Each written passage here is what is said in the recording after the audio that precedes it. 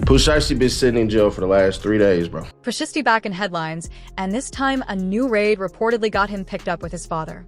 This probably got something to do with that little situation that took place between Gucci Mane and them allegedly. Rumors already flying linking the situation to Gucci Mane. Now it's all about what really went down and who really called the shots. Let's break it down. The raid. Early morning, April 1st, 2026. The feds pulled up to a house on Beaver Valley Lane in Cordova, Tennessee, a quiet suburb sitting east of Memphis. No warning, no knock, no courtesy call. Neighbors got woken up by flashbangs, stun grenades. Around 6 o'clock in the morning, agents breached the back door and moved through the whole spot. Local news crews from Fox 13 Memphis Reg and Action News 5 were pulling up on scene not long after, watching FBI agents going in and out the residence for hours straight. They heard the FBI and TBI screaming, basically going into the house saying that this is the FBI. That was the scene on the ground. FBI and the Tennessee Bureau of Investigation working the same operation. Flashbangs, loudspeakers, a whole neighborhood that had zero idea what was about to happen to their block. A neighbor told reporters exactly what they heard that morning. No warning, just the boom. Then federal agents flooding the whole street. The FBI confirmed they were at the home to execute a federal court-authorized search and arrest warrant. That is all they gave up.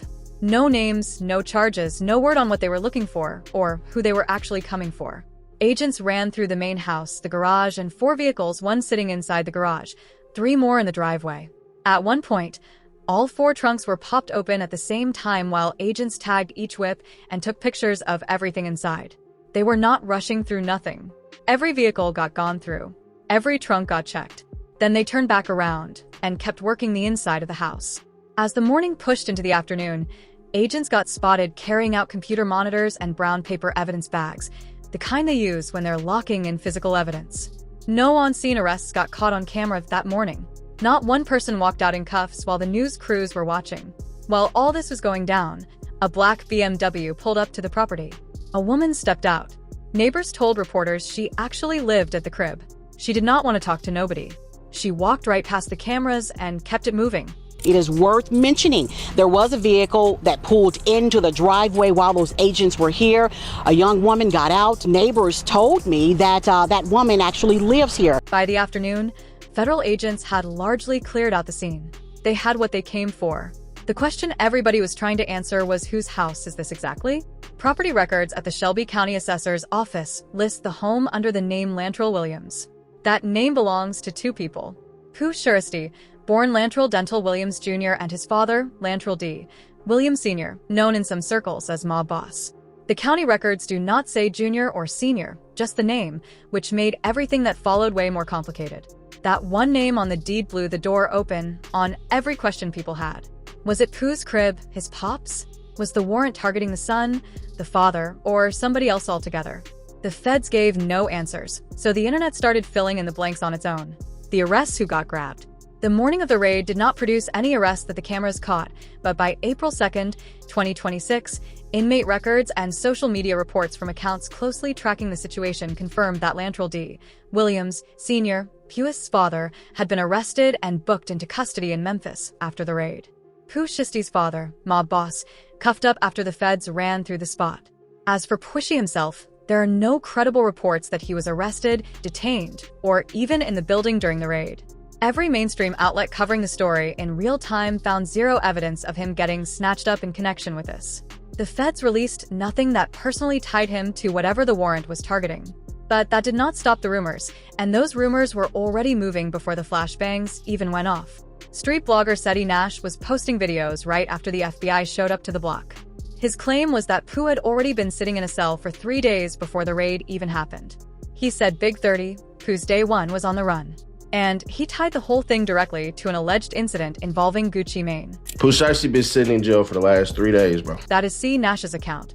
Unverified. No official record backs up the claim that Pooh was already locked up before the raid. And his girl. It was snatched his girl. Big 30 is on the run. No official confirmation on that either. But the narrative had already gone viral by the time anyone thought to pump the brakes. Here is the thing about Pooh Shiesty's legal status at the time all of this happened. He had touched down from federal prison on October 6 to 7, 2025 after serving roughly 3 years of a 63-month bid. His original projected release date had been April 2026. Good behavior and credits got him out early, but coming home did not mean he was fully free. He landed on supervised release, 3 years of it with conditions, no new criminal activity, no firearms, no running with known felons, the whole standard federal package. And in January 2026, brief rumors circulated that he had caught a new charge and was back in custody after BOP records showed him at a residential reentry management facility in Dallas with a new projected release date of April 11, 2026. That situation got cleared up fast. It was standard supervised release processing. The kind of halfway house situation that happens in the final stretch of a federal sentence. No new charges, no violation, just completing the tail end of his release program before he could move fully free. I think they were saying he was still in the halfway house too, and that's his pop's house. It's still confusing to me, even They say Pooh still in the halfway house? He been in the hot damn. it's been Since October. The confusion over whether he was home or still in a halfway house put another layer on an already murky situation. The crib on Beaver Valley Lane was the family home. His pops was living there. And whatever that warrant was actually about, it was connected to that address and that name. That was the story circulating in the streets. But no charging document, no official statement, no law enforcement press release has verified any of it. What is confirmed? The father got booked. Pooh Shiesty had not personally been charged or taken into custody in relation to this raid.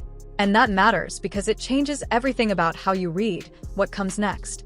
Pooh shares history with the feds. To understand why the internet went all the way up when those flashbangs hit.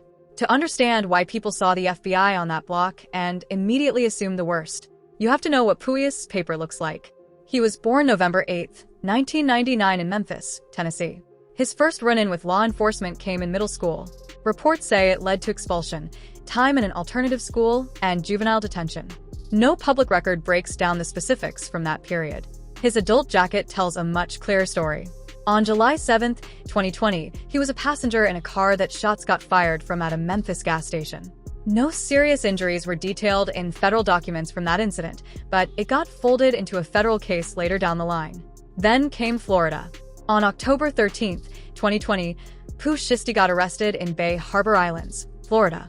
The allegation: he and co-defendants linked up with victims who were selling marijuana and high-end sneakers. What started as a transaction turned into something else. According to prosecutors, the victims got assaulted, their items got taken, drugs, sneakers, cash, and shots rang out. One victim caught a bullet in the hip. Another got hit in the rear. Evidence included Instagram posts showing a Louis Vuitton bag and cash whose serial numbers matched what got taken from the scene. He was charged with armed robbery, aggravated assault with a firearm, aggravated battery with a deadly weapon, and theft. The feds picked the case up and ran with it. Less than a year later, on June 9, 2021, he got knocked again in Miami-Dade. This time for allegedly spinning a security guard in the leg at the King of Diamonds on Memorial Day weekend. He sat without bond. The victim later walked back some of what he said, but the incident got added to the federal investigation that was already building around him. Federal prosecutors in the Southern District of Florida came with a multi-count indictment, conspiracy to possess firearms, and furtherance of crimes of violence and drug trafficking. Hobbs Act robbery conspiracy, and discharging a firearm in furtherance of a crime of violence. The charge that had life in prison attached to it. On January 4, 2022, Pooh Shiesty took a plea, one-count conspiracy to possess firearms in furtherance of violent and drug trafficking crimes. Prosecutors dropped the other 3 counts, including the one that could have had him gone forever. His defense argued he was not the shooter in the hotel situation and was only trying to cop some codeine personally. On April 20, 2022, U.S. District Judge K. Michael Moore handed him 63 months in federal prison plus 3 years of supervised release to follow. The prosecution was pushing for up to 97 months. He walked away with 63. That is his rap sheet. 1 adult conviction, multiple arrests that fed into it, a plea deal that knocked out the most serious charges. Then he went to do his time. I mean, I'm not saying I'm surprised or anything like that. I'm just saying, like, this is obviously not the way to play it. Like, right now, street rap is in a desperate space. People were locked in on his every move since October 2025. Every decision he made was under a microscope. Every step was being watched. And now this. I was surprised to see Pooh play this like this, you know, especially with him being so fresh out and the success that he's been experiencing and the way that he was welcome home. The frustration coming out of that clip is real. People had genuine expectations for what Pooh Shiesty could run up in 2026. The music was still ringing. The hunger was visible. And then April 1st happened. The Gucci Mane robbery rumor. The biggest question sitting over all of this is a simple one. Why? What were the feds actually there for? Officially, nobody knows. The FBI put out nothing about the underlying investigation, who the warrant was targeting, or what charges were being built. As of April 2nd, 2026, no court documents or charging information had been dropped publicly.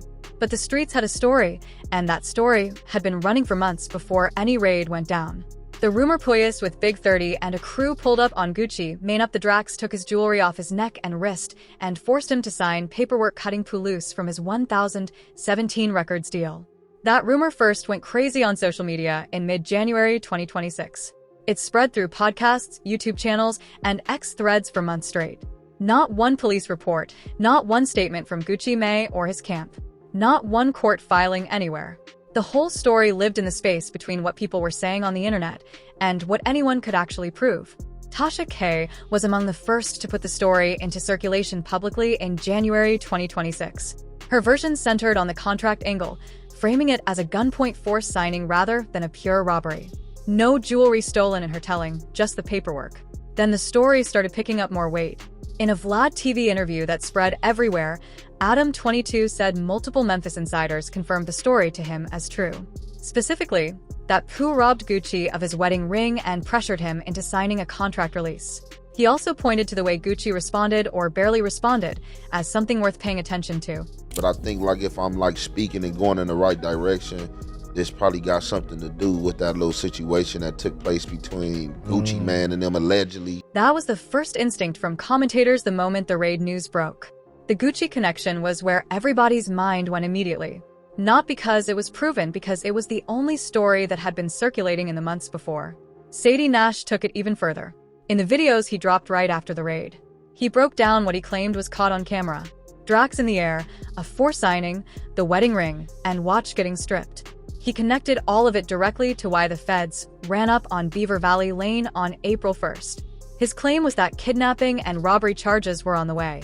So Gucci walk in the damn studio, bro, with his people, to Draco's. That is C. Nash's account of what allegedly went down in the room. He says security footage captures the whole thing. He names who was present. He puts both Pooh Shiesty and Big 30 in their holding iron. Pooh Shiesty had one on him. Big 30 had one on him. Only person who really gonna escape from this is the Pops. The Pops did not want none of this to go on. Nigga like this, bruh. He mentions the father directly in that account. Says the Pops was present. Says the father wanted no part of what was happening in that room. You can't tell your son nothing right now. Your son the number one right now. You gonna sign this? None of that has been confirmed by law enforcement. No charging documents named Gucci Mane. No press release connects the raid to the robbery rumor. But the timing coming right off months of that story circulating in every corner of hip-hop media made it impossible for people not to start connecting things. The background that gives the rumor its roots. Pooh Shiesty had been signed to Gucci Mane's 2017 records before his 2022 conviction. He separated from the label around the time of his prison sentence. His cousin Big Scar, also rocking with 2017, died in 2022. Some accounts say Pooh's people felt like Gucci did not show up the way he should have after Big Scar passed. That bad blood, some say, is what sparked everything that came after. Gucci Mane never filed a police report and never publicly confirmed that any incident happened. His response to the whole rumor was a single Instagram post, a video of his wedding ring still on his finger. No statement, no denial, no direct confrontation, just the ring on his hand. So I think there was a rumor that he got robbed for his wedding ring or something. He just put up a video holding up his wedding ring. And that was it. That was Gucci's whole move. A clip of the ring. Let the people interpret it however they want. If it's true, we all seen Gucci Mane. He done got married. He been enjoying his life in Miami. That was Lil Woody laying out who Gucci is in 2026 versus who he used to be. The Gucci mania of right now is not the same crash out from years ago. He stays quiet. He stays out of mess. And yet, his name is at the dead center of the biggest story in rap right now. Now, here's the layer that people keep pointing to when they try to explain how the feds might have gotten pulled in. If the rumor is even connected to the raid at all, the street version of events involved somebody present who was not a street figure. Somebody who did not feel bound by any code. A A civilian in the room who, once something threatening happened, did what civilians do. In situations where you approach somebody and it's like in public and it's like big crowds of people around, you have to be aware of these things, that everybody don't go by the street code. The point is simple. You can be beefing with a street dude who is going to keep it solid no matter what. But if he has got a manager with him, or an engineer or a makeup artist, those people are not built for that. The moment they feel like their life is in danger, they're going to talk to whoever will listen. So you might have a beef with a street dude, he might have a manager with him, he might have a makeup stylist with him, or he might have an engineer with him that's not with that. That is the mechanism people are pointing to for how the feds could have gotten a tip. Not from Gucci himself, but from somebody in that room who is not built to absorb what allegedly happened and just move on in silence. What this means and what comes next. Let's separate the facts from the noise. What is confirmed? The FBI ran up on a home on Beaver Valley Lane in Cordova, Tennessee on April 1st, 2026 with a federal court-authorized search and arrest warrant. The property is listed under the name Lantrell Williams. Lantrell D. Williams, Sr. Pooh Shiesty father was arrested and booked into custody in Memphis after the raid. Pooh Shiesty personally has not been charged in connection with this event. What has not been confirmed? The link between this raid and Gucci Mane. Whether Pooh was already locked up before the raid happened, whether Big 30 is actually on the run, what charges the father is facing, what the underlying federal investigation is actually about. The FBI has said nothing beyond the warrant. Now, what does Pooh Shiesty's legal exposure actually look like right now? Even without any new charges dropping, he is on federal supervised release with 3 years of conditions tied to his 2022 conviction. A supervised release violation, no new conviction needed, can send somebody straight back to federal prison. The time they can hand you just for the violation alone runs a wide range depending on the judge, how serious the conduct was, and what evidence the feds bring to the table. For Pooh Shiesty, it ranged from a few weeks to 3 years just on the violation before any new charges even enters the conversation. That is the box he is operating inside of right now. And some folks are even saying if Pooh Shiesty is found guilty in this situation right here, he could be in jail for the majority of the rest of his life. That is how heavy the math gets if federal charges for robbery, kidnapping, and firearms materialize and stick on top of a prior federal firearms conviction. The sentencing numbers stack fast when you are already a convicted felon coming back to federal court. The street commentary on what Pooh Shiesty could have done differently has been direct and unfiltered. The argument being made is about timing, positioning, and what was actually available to him. Street rap in early 2026 had no dominant name holding down the section at a national level. The lane was open, the audience was ready, and Pud was positioned to be the one to step into that space and run with it. Street rap is in a desperate space. There's no street rapper really making noise and putting on for that section and rap, and Pooh Shiesty was definitely slotted to be that guy. The welcome home energy was real. People were genuinely rooting for him to have a run. And then the feds came back into the picture. The deeper truth comes back to what Pooh Shiesty's entire track record says about who he is and how he moves. People who had been following his story since before the music were not shocked by this moment, not because they wanted it to happen, but because the pattern had already shown itself more than once. To have that perspective, to think Pooh would not handle it that way, you just like probably ain't tapped into the history of Pooh Shiesty. It's documentaries on Pooh Shiesty. That is the real tension sitting underneath all of this. The talent was never the issue. The music knocked. The fan base was genuine. But the decision-making that sent him to federal prison the first time, and the decision-making that may have put him back in this situation. If the rumors hold any truth, run off the same logic. Like if you follow his track record, it's not surprising that he would conduct himself in a way. You know, he was being shiesty when he went to jail. He went to jail for being too shiesty. Lil Woody broke down the situation in terms that did not sugarcoat anything. So if a person take upon themselves to go here and violate this man and publicly get on social media and try to whatever, I'ma pray for you. And then he addressed Gucci Mane directly, speaking to what Gucci has built since coming home from his own bid and why the choices he made after prison are worth paying attention to. Gucci, if you watching this, let me tell you something, man. You continue to be a better man. Whatever the case is, you continue to ignore whatever they talking about. As of the time of this video, Pooh Shiesty's father is in custody. The FBI has gone quiet again. Whatever is sitting inside those brown evidence bags and on those computer monitors, it is now in federal hands. This is still a developing story, but what has already gone down, the flashbangs, the warrant, the father getting booked, that part is locked in and confirmed. Everything else is still playing out. So let's talk. Do you really think this raid had anything to do with Gucci Mane, or is his name just getting pulled in for hype? Let me know what you think in the comments. For more videos like this, click on this next card on your